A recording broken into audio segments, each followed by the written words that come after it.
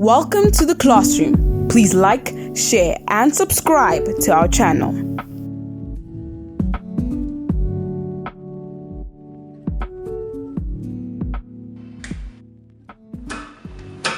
In the previous video, we spoke about total quality management, the strategic objectives of the production function, quality control, and how the South African Bureau of Standards ensures quality products are manufactured in South Africa. Today, we are going to talk about the thinking which will have to happen behind the scenes of the production function. To make this a little bit easier to understand, we are going to break the tasks down into three: long-term tasks, medium-term tasks, and short-term tasks. Long-term tasks or planning plays a very important role in how successful your operations will be. They could even go as far as saving you a lot of money. Normally, these decisions are planned before the production process even begins. Once they have been taken and put into action, changing these decisions will prove to be extremely difficult. A lot of research, consultation, and discussions will have to be done before anything can happen. Choosing where you want to have your base of operations is one such major decision. So many things must be considered, such as how close are you to your much needed resources as compared to your target market? How well integrated could you be with your business partners? The business could decide to locate close to other factories or business units that all work towards satisfying the same customer need. So, as an example, think of a large car manufacturer. It will make sense for this manufacturer or this car manufacturer to be close to other companies which produce tires, car radios, or car seats. Being close to each other will allow for easy transportation and access to components to assemble the final product. The labor and much needed skills in the vicinity are they to the standard which you will need. Your business has to attract labor with the correct skills, and therefore it may be a good idea to locate your factory in an area where there is already a concentration of the already required skills. We unfortunately live in South Africa, and this may not always be the case. Is there infrastructure such as roads, water, lights, anything like that? If need be, would you have room to grow your business?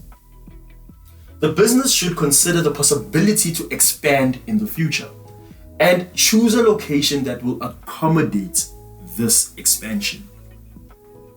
Are there any regulations which may have an impact on the running of your business? It is important that the business checks that the location has no previous violations, such as environmental dangers, or that the location has no historical land claims. Site costs are what the business may just have to consider in setting up in a particular area. The government sometimes offers special grants as a way to attract industries to certain locations in order to stimulate economic growth in those areas. This can come in the form of low rental or low rates and taxes. The ANC government currently has something called the National Development Plan, and I've actually been privy to seeing some of these low rental locations.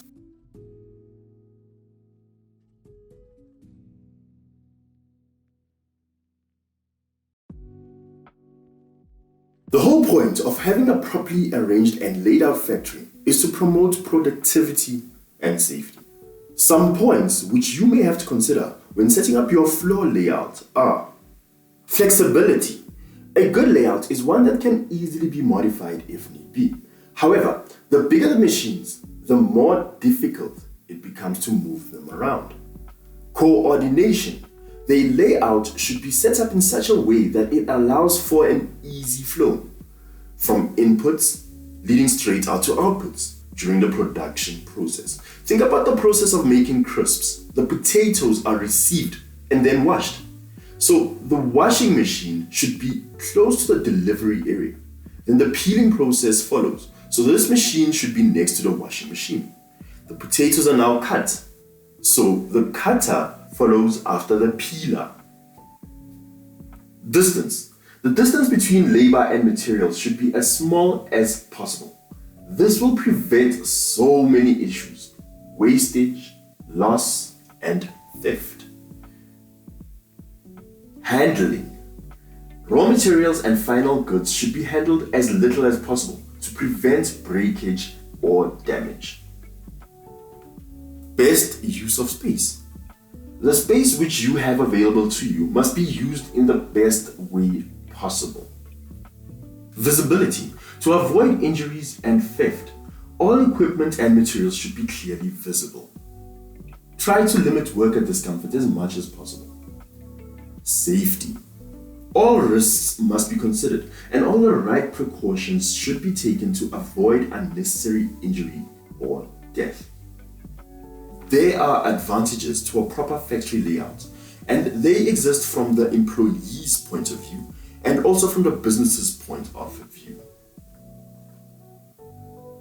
The third and most important decision is deciding on the production system which you believe will work for your business. This depends entirely on the product or service which you will be offering.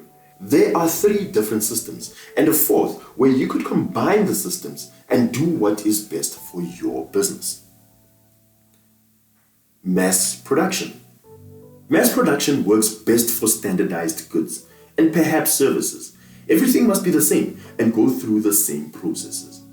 For producing a large quantity of similar goods, you may need special purpose-built machines designed to produce the good at a high speed and a superior quality. Products suited for mass production may include canned beverages, toothpaste, baked beans, and services that follow this process may include standard sales jobs such as opening bank accounts. Can you think of any other goods or services which may fall into this category of production? Batch production. This production system falls somewhere in between mass production and jobbing.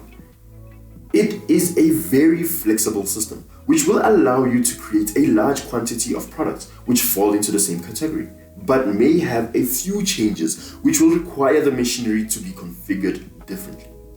Think about the furniture manufacturers which may need to change designs or colors based on consumer tastes and/or demand. Another great example would be the manufacturer of school uniforms, who may produce a batch of school uniforms for a certain school and then change the design to suit another school's design or pattern or colors. Staff rotation in different roles may be a good idea.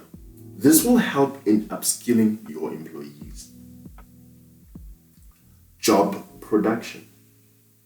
This system is characterized by having to complete one job before starting a new one. Each product is made according to the customer's individual specifications. You or your employees must be skilled enough to make this successful. Depending on the type of business you may have, you could use a combination of these 3 systems. This all depends on how big and how flexible your business is. In the big bad world, we look at the supply chain orientation models, of which there are 6, and these 6 models are divided into 2 categories. One division focuses on efficiency, and the other division focuses on responsiveness. This is a nice to know if you will one day choose to pursue a career in supply chain management. All of this summarizes down to production planning. When planning production, the key task is to ensure that all activities will provide the desired result.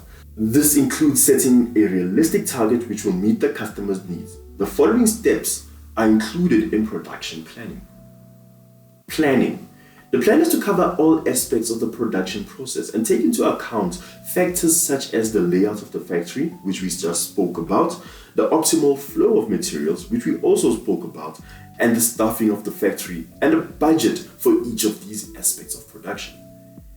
Routing is the setting up of the actual route which the materials must follow in the production process to save both time and costs. It is best to compile a route chart to show the flow of materials or products to guide your employees. This way, the materials and semi-finished products follow the shortest and most cost-effective path throughout the factory. Scheduling will ensure that the right jobs receive priority and allow specific tasks to be completed without unnecessary delays. A Gantt chart creates a clear picture of how scheduling should take place. Loading refers to the volume or quantity of work allocated to an employee and to specific machines. This is linked to the output required to fulfill the orders and will prevent the overloading of employees and machines.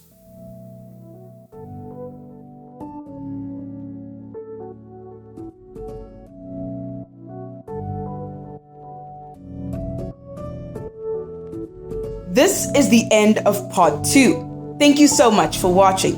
Part 3 will be up shortly, so stay tuned for that.